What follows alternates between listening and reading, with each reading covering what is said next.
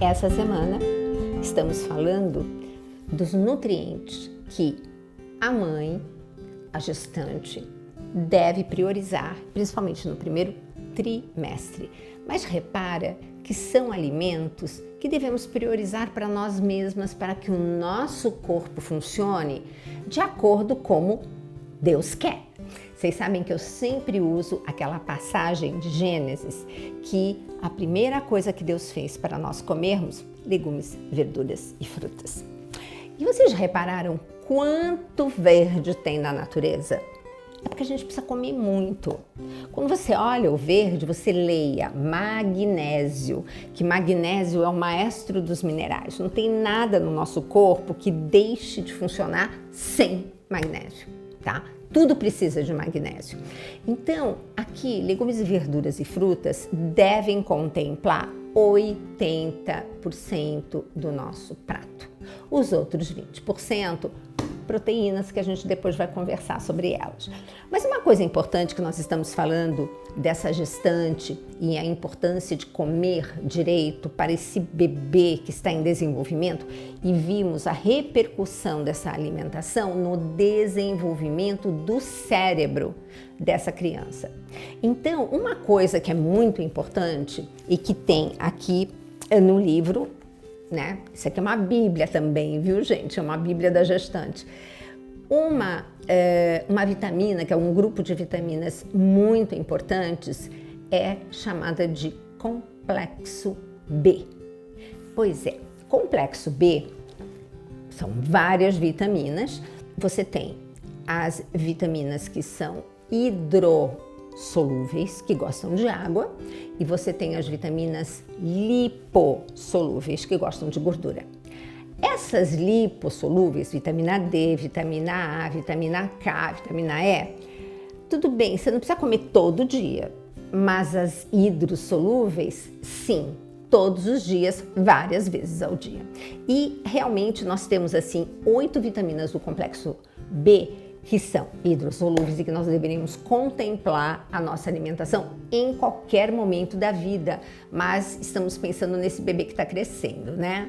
Então, as vitaminas do complexo B, elas têm uma função importantíssima no desenvolvimento neurológico desse bebê, em todo esse desenvolvimento celular que é super acelerado, vocês viram, né?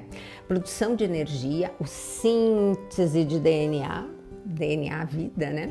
E aí eu fiz o seguinte, eu listei das vitaminas aonde e em que alimento você pode encontrar. Lembrando que aqui no livro você não só tem a foto, como você tem lá dentro cada vitamina no seu papel de qual alimento que tem em ordem decrescente a partir de 100 gramas. Então, realmente, esse livro é para toda a família, tá? Não é só para quem quer ter bebê. Então, vamos falar agora em função da vitamina B1. Nós temos a vitamina B1, que ajuda demais no metabolismo de toda a parte nervosa e também ajuda muito no metabolismo dos carboidratos. Gente, carboidrato vira açúcar. Açúcar é energia e um momento que a gente precisa de energia o tempo todo. Só que lembre, olha a fonte do carboidrato. Não é aquela do açúcar de cozinha, e sim de todos os alimentos que estão na natureza que tem carboidrato e fibras e uma série de coisas, tá? Uma coisa que tem bastante B1 é a semente de girassol, mas não vai comprar aquela torrada cheia de sal, né? Sal é outra coisa. Você vai comprar ela crua, vai deixar de molho. Se possível, você pode comprar descascada e acrescentar na salada. Sempre lembra que semente tem que ficar de molho. Por quê? Porque semente fica esperando o tempo adequado para brotar, certo? Então ela tem um monte de fatores antinutricionais para fazer o quê? Para afastar fungo, bichinho, predador. Então, quando ela está na sua forma sequinha, ela está ali esperta, não querendo que ninguém a coma, nem a gente. Então, você colocando de molho, você já coloca para ela assim, choveu, vou brotar. Então, os fatores antinutricionais são eliminados. Então, eu tô falando do quê? Da semente de abóbora, da semente de girassol, tô falando da quinoa, tô falando da linhaça, todas essas, antes de você usar, deixe de molho.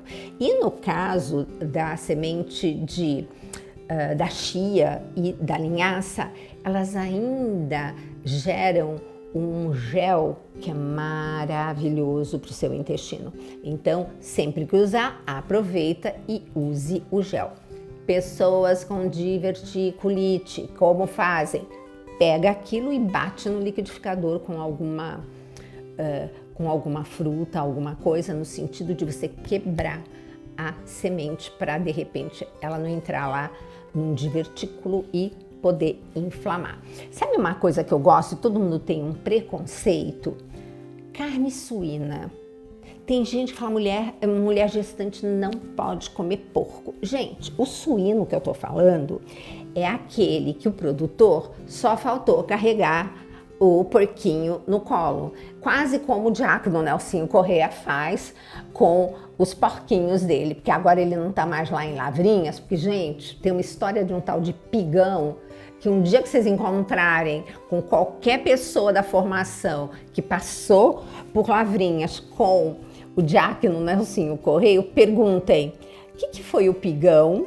Eu vou deixar isso de lição de casa para vocês. Mas o suíno hoje, ele é um animal super cuidado. Então, não esqueça que você tem que saber o que o animal que você está comendo comeu. Porque toda toxina que eventualmente ele foi exposto, ele vai guardar no tecido gorduroso dele. Por isso que é muito importante você escolher sempre carnes magras. Aí tem meu pessoal de Minas que adora um lombo e ó, tudo de bom. Bom, B2 é a tal da riboflavina, que é excelente para visão, saúde da pele e nós estamos falando de um bebê que está crescendo, né? E isso, por exemplo, tem nas amêndoas, tá? Ok.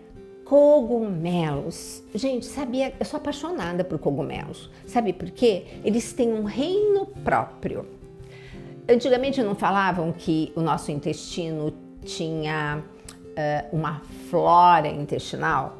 Gente, mudaram graças a Deus e hoje chama microbiota intestinal, né? Por quê? A gente não tem samambaia no intestino. Então, antigamente eles não tinham o padrão de microscópio para poder fazer a divisão correta. Então, resumindo, nós temos o reino animal e o reino vegetal. Ok. Gente, cogumelo não é bicho nem planta. Ele tem um reino próprio, reino fungo. E eles são maravilhosos, então sempre que possível inclua, pelo menos uma vez por semana, cogumelos na sua alimentação. Olha aqui, rico em vitamina B2. Aí nós temos a vitamina B3, que é super importante, tudo isso para a produção de energia. E esse neném tá numa energia só, dividindo, crescendo. Então é também muito importante a niacina, tá? Que tem outros tipos de nome também no mercado. Onde que temos na natureza a nossa vitamina B3? No frango. Pois é, né?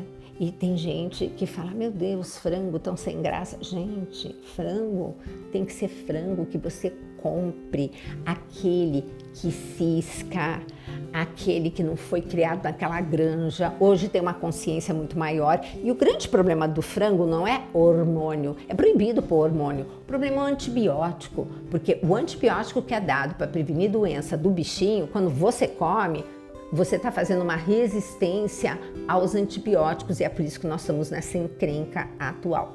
Amêndoas, também super importante, né? O atum, só que cuidado, atum está em fase de extinção, né? E é um grande predador. E eu sei que vocês adoram amendoim, mas o amendoim é um grande alergênico e tem um outro detalhe, você só pode comer amendoim que tem um selo mostrando que ele é orgânico. Porque se ele fica estocado muito tempo, ele desenvolve fungos que produzem micotoxinas que são cancerígenas. Então, muito cuidado com o amendoim, mas ele também tem vitamina B3.